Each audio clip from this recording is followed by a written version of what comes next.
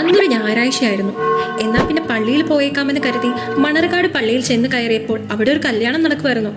എന്നാൽ പിന്നെ അത് കഴിയുന്നവരെ കാത്തു നിൽക്കാമെന്ന് കരുതി മാറി നിന്നു. മാതാവിനോട് കുറച്ച് കാര്യങ്ങളൊക്കെ പറയാനുണ്ടേ.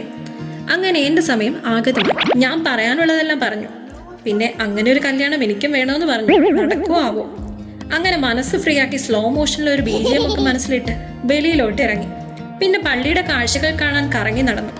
8 നോയമ്പിൽ വൺ തിരക്കുള്ള ആംബിയൻസിൽ മാത്രം ഞാൻ കണ്ടിട്ടുള്ള ഈ പള്ളിയിൽ ഇന്ന് ഞാനൊരു സാധാരണ ദിവസം എത്തിയപ്പോൾ വളരെ വളരെ ശാന്തമായിരുന്നു. കണ്ണു തുറന്ന് നോക്കടി എന്ന് ആരോ പറഞ്ഞത് കേട്ടതുപോലെ ഞാൻ നോക്കി.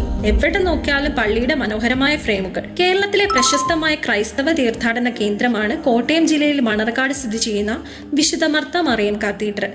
നമ്മുടെ മണർകാട് പള്ളി സെപ്റ്റംബർ 1 മുതൽ 8 വരെ വിശുദ്ധ മറിയത്തിന്റെ ജനനത്തിന്റെ സ്മരണ കൊണ്ടാടുന്ന 8 നോമ്പ് ആചരണമാണ് ഇവിടുത്തെ ഏറ്റവും പ്രധാന പെരുന്നാൾ. ഈ കാലയളവിൽ ധാരാളം ഭക്തജനങ്ങൾ ഇവിടെ എത്താറുണ്ട്. പള്ളിയിൽ കാണുന്ന ശിലാലിഖിതങ്ങൾ പ്രകാരം 1000 വർഷങ്ങൾക്ക് മുമ്പ് സ്ഥാപിച്ചതാണ് ഈ ദേവാലയം. ആദ്യം പനമ്പിലും മുളയിലും പണിയപ്പെട്ടിരുന്ന ഈ ദേവാലയം പല പ്രാവശ്യം പുതുക്കി പണിയുകയും നവീകരിക്കുകയും ചെയ്തിട്ടുണ്ട്.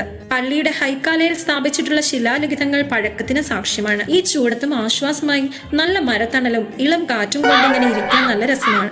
നേർച്ചയിടാൻ എന്റെ മാതാവേ എന്റെ കയ്യിൽ ഒന്നുമില്ല, എന്നെ മുഴുവനായി അങ്ങ് കാത്തോണേ എന്നും പറഞ്ഞ് സെന്റിമെന്റൽ ഇമോഷണലായി ഞാൻ അവിടെ വായി നോക്കിയിരുന്നു. അങ്ങനെ ഒരു ഞായറാഴ്ചയും കൂടി കടന്നുപോയി. പള്ളിയിലൊക്കെ പോയി നല്ല കുട്ടിയായി. ഇനി ഞാൻ എന്ത് ചെയ്യണമെന്നറിയാതെ ആലോചിച്ചിരിക്കുമായിരുന്നു.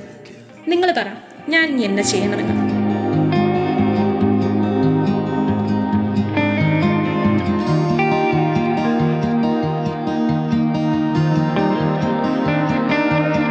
I don't know if I can